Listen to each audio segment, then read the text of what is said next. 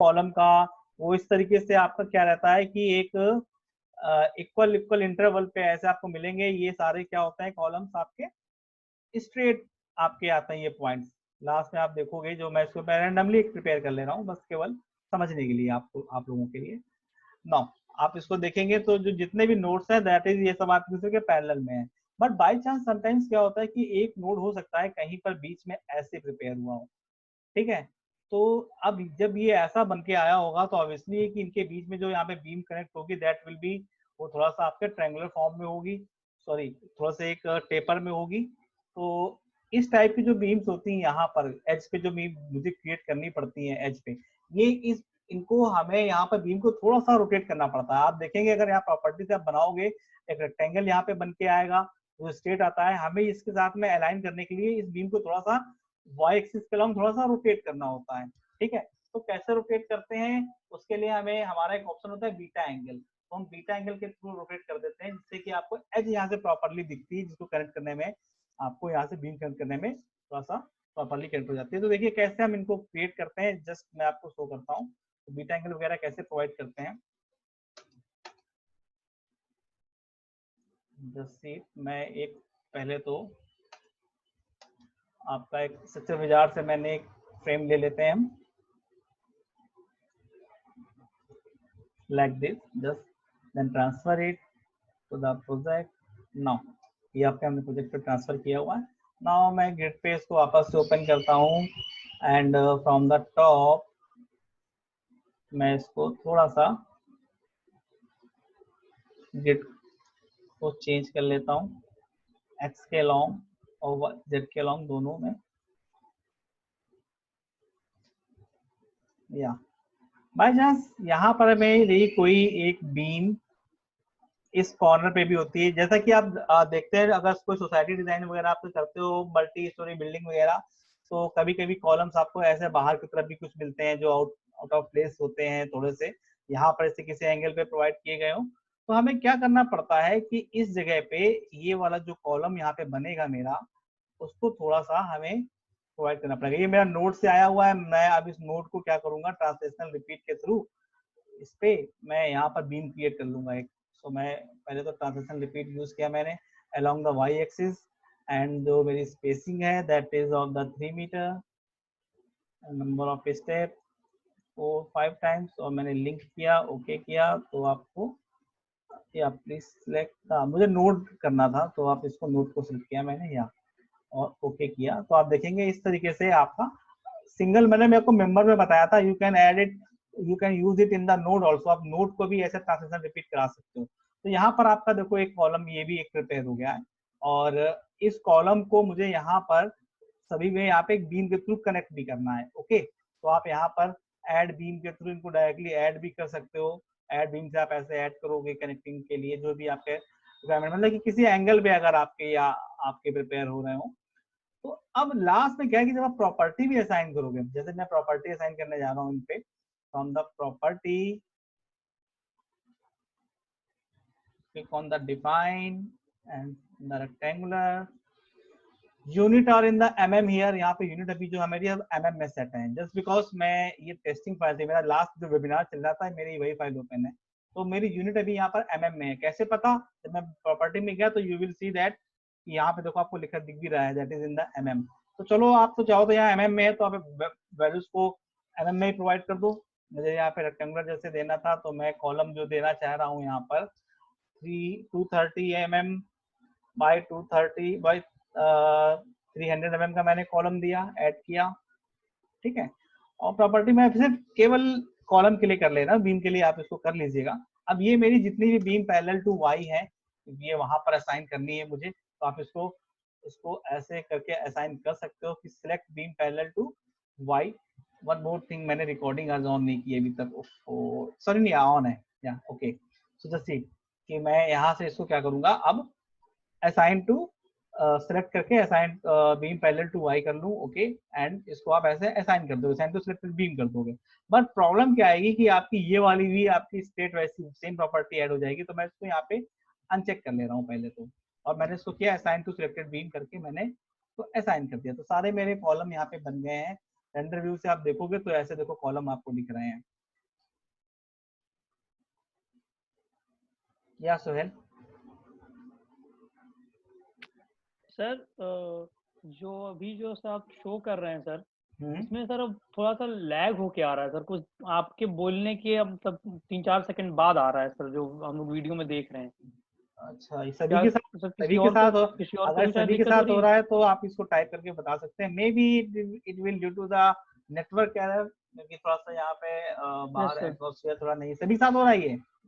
अच्छा सर, और अभी कुछ देर पहले पूरे 42 स्टूडेंट्स थे, मतलब 41 स्टूडेंट्स थे, एक आदमी लेफ्ट कर गया, एक student. It's all being done by me also. Mohammad Abbas said no sir. So maybe आजकल थोड़ा सा बाहर तो, जो तो कुछ बारिश लोगों का के पास मौसम हो है, रही है, कुछ लोगों के पास नहीं हो रही है। हाँ, तो ये अगर ये मेरे नेटवर्क में प्रॉब्लम होती तो ये सबके साथ सबको होता। Yes sir. अगर ये प्रॉब्लम तो मेरे नेटवर्क में सर होती तो प्लीज कीप इट सर, तो थोड़ा स्लो ठीक है, अगर थोड़ा मैं चलेंगे तो स्लो, बेहतर या रहेगा sir. Obviously, okay okay, I will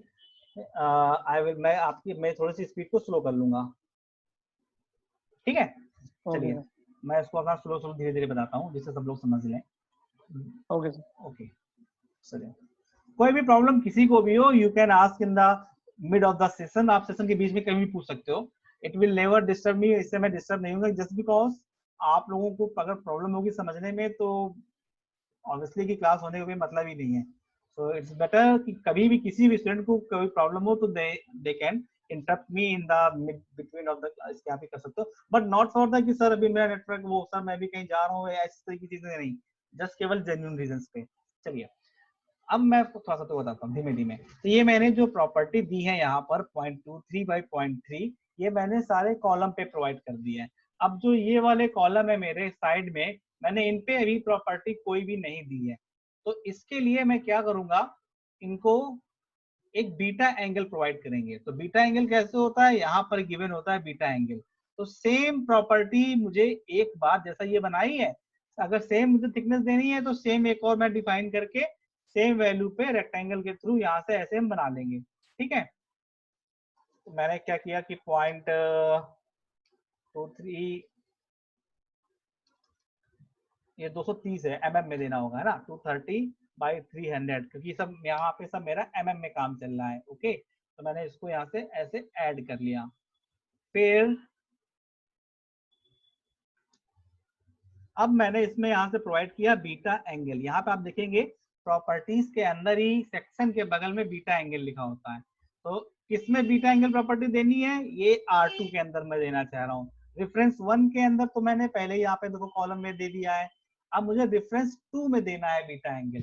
तो यहाँ से मैं सिलेक्ट करूंगा रेफरेंस 2 R2, मैंने क्लिक करके इसको सिलेक्ट कर लिया। फिर हम यहाँ पे आएंगे बीटा एंगल में। बीटा एंगल में देने के बाद में यहाँ पे एक ऑप्शन आपको दिखेगा क्रिएट बीटा एंगल, ठीक है? हम इसके ऊपर क्लिक कर लेंगे। मैंने इस पे क्लिक कर लिया। क्लिक करने के बाद एक विंडो खुल के आएगी, यहाँ पर आपका पूछेगा एंगल इन डिग्री। तो यहाँ में आप एंगल डिग्री में दीजिएगा, रेडियन में मत दीजिएगा, रेडियन एंगल ना, आप इसको डिग्री में प्रोवाइड करिए। कि जैसे मैं चाहता हूँ कि मैं इसको 45 प्रोवाइड करना चाहता हूँ एंगल पे, तो आप एंगल इन डिग्री में जाके यहाँ पर 45 वैल्यू लिख कर ओके कर देंगे, ठीक है? जैसे मैं ओके कर दिया है मैंने, तो ओके करने के बाद में ये बीटा 45 आ गया।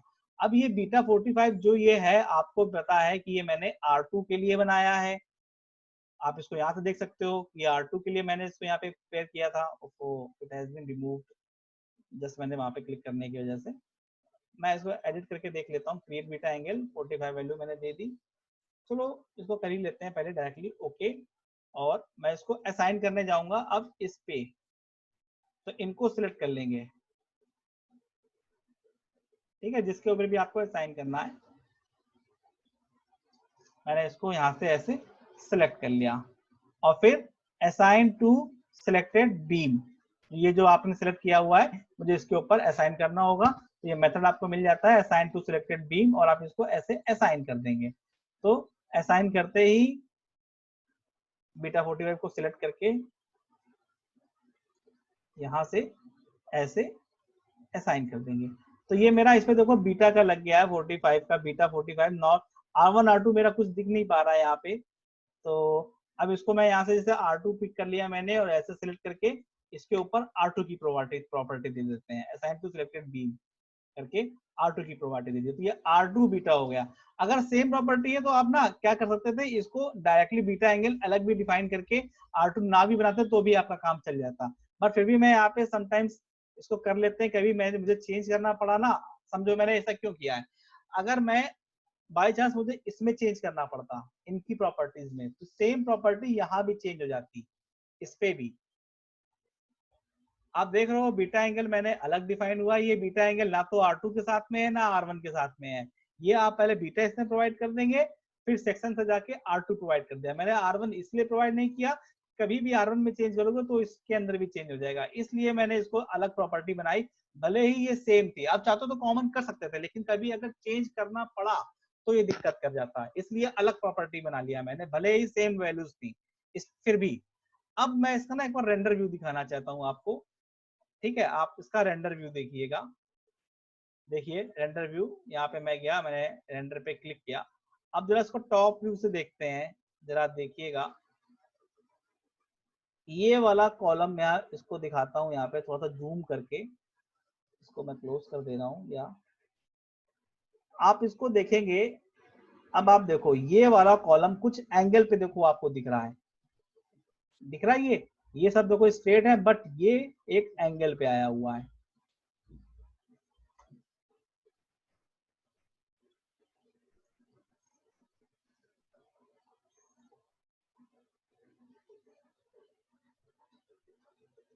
या वकार,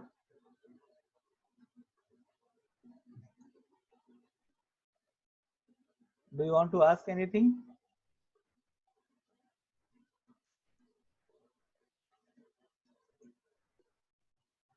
Suhail and Waqar, Suhail no, so just sit. तो आप ये देखेंगे ये एंगल पे हमारा 45 का एंगल पे ये रोटेट होके आया है।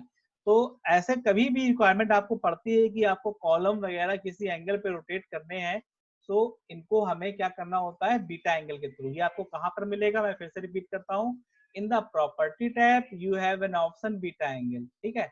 अच्छा, अब एक चीज और है, मैं इसको डिफाइन करना चाहूंगा आपको कि समटाइम्स एक हमारा ऑप्शन होता है स्पेसिफिकेशंस, ठीक है, इसको बहुत प्रॉपर्ली देखिएगा। It is very important to understand the specifications.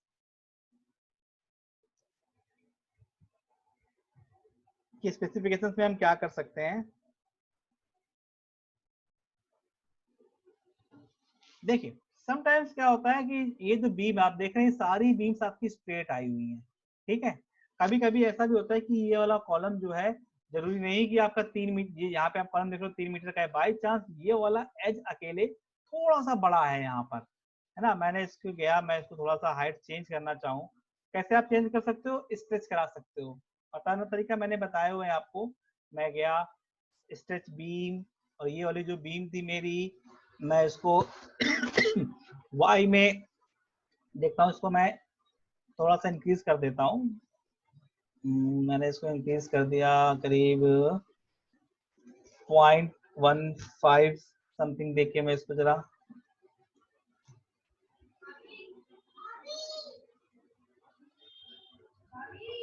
Okay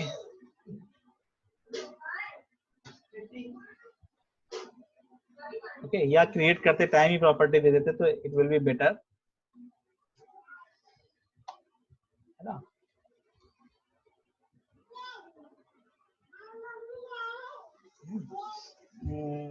या एक नया नोड इंसर्ट करा सकते हैं थोड़ा सा हाइट पे, वो काफी प्रोसीजर है आपको इसको ऐड कराने के लिए, क्योंकि स्ट्रेच करने पे आई जस्ट थिंक दैट ये एक्स में 0 है, सॉरी एक्स में, हाँ एक्स में 0 था, कोऑर्डिनेट वाइज कर दिया, या एक डिस्टेंस वाइज कर लेते हैं इसको।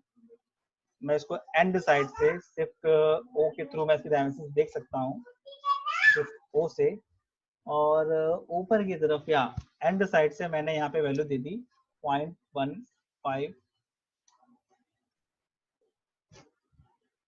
और मैंने अप्लाई किया।